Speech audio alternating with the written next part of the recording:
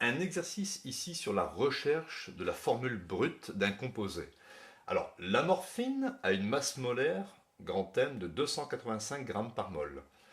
Sa composition centésimale en masse, ou on dit aussi sa composition massique, est en carbone 71,6%, en hydrogène 6,7%, en azote 4,9% et en oxygène le reste.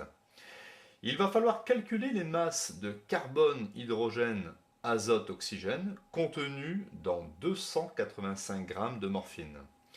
À partir de là, il faudra en déduire la formule brute de la morphine. Donc, correction, je me base ici sur une mole de morphine, qui pèse 285 grammes. Pour trouver la masse de carbone contenue dans ces 1 mole, j'applique simplement un calcul de pourcentage, 71,6% de 285 grammes, ce qui me donne à peu près 204 grammes.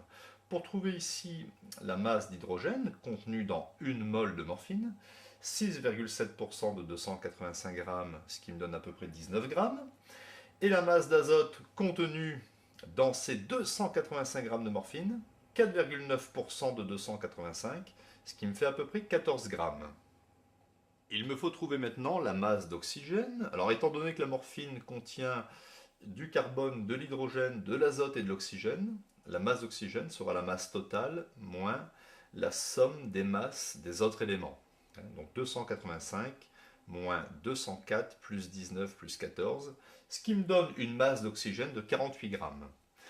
Alors, une fois que je connais les masses des différents éléments, je vais calculer les nombres de moles des différents éléments.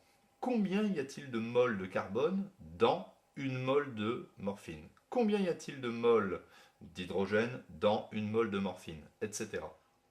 On obtient donc ici le nombre de moles de carbone est égal à la masse de carbone sur la masse molaire de carbone, 204 divisé par 12, ce qui va me donner ici 17. 17 moles de carbone dans une mole de morphine. Le nombre de moles d'hydrogène, masse d'hydrogène sur masse molaire de l'hydrogène. Donc on avait trouvé 19 grammes divisé par la masse molaire de l'hydrogène, 1 gramme par mol, ce qui va me donner 19 moles d'hydrogène dans une mole de morphine. Le nombre de moles d'azote, masse d'azote 14 sur masse molaire d'azote 14, ça me fait une mole seulement d'azote, et le nombre de moles d'oxygène, masse d'oxygène sur masse molaire de l'oxygène. On avait trouvé 48 grammes d'oxygène dans les 285 grammes de morphine.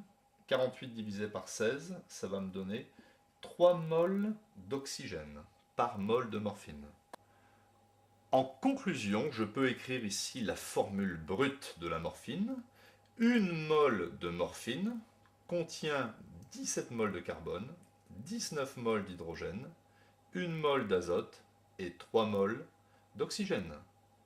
Donc la formule brute c'est C17H19N1O3. Si vous voulez vérifier, vous recalculez la masse molaire de la morphine en faisant 17 fois 12 plus 19 fois 1 plus 1 fois 14 plus 3 fois 16 et vous allez retomber sur 285 grammes par mol. Donc vous voyez, c'est un exercice ici qui est assez facile et qui est très intéressant car il est assez ludique.